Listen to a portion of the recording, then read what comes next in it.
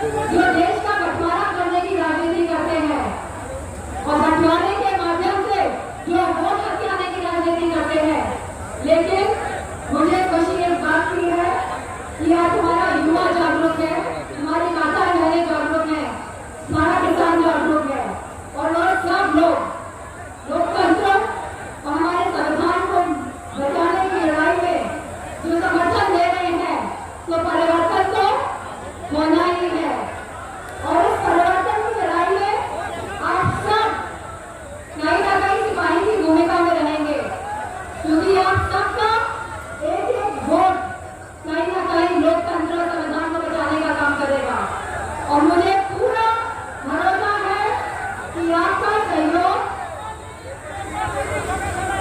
मुझे पूरा भरोसा है कि आपका सहयोग और समर्थन से यह देश इतिहास लिखने का काम करेगा।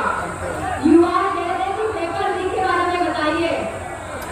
कितनी बार पेपर लीक हुआ उत्तर प्रदेश में?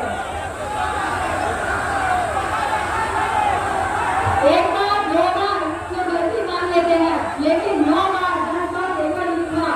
तो ये गलती नहीं है, ये षड्यंत्र है। और कहीं ना कहीं नौकरी के माध्यम से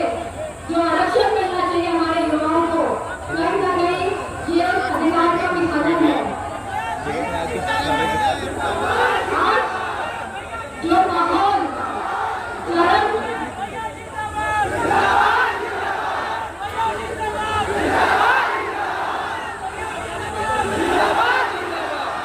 और जैसा हम देख रहे हैं कि जिस तरह का माहौल उत्तर प्रदेश में बनने जा रहा है, तो जब देश से भाजपा की सरकार जाएगी तो कहीं ना कहीं उत्तर प्रदेश से भी भाजपा के जाने के पूरे लक्षण दिखाई दे रहे हैं। और जब देश में गठबंधन की सरकार बनेगी, इंडिया गठबंधन की, ये सबसे पहले तो ये जो अग्निवीर योजना लेकर आए हैं लोग, जिन्होंने हमारे जवानों का सम्मान गिराने का काम किया है, जिन लोगों ने देश का सम्मान गिराने का काम किया है, सबसे पहले अग्निवीर योजना को निरस्त करने का काम किया जाएगा।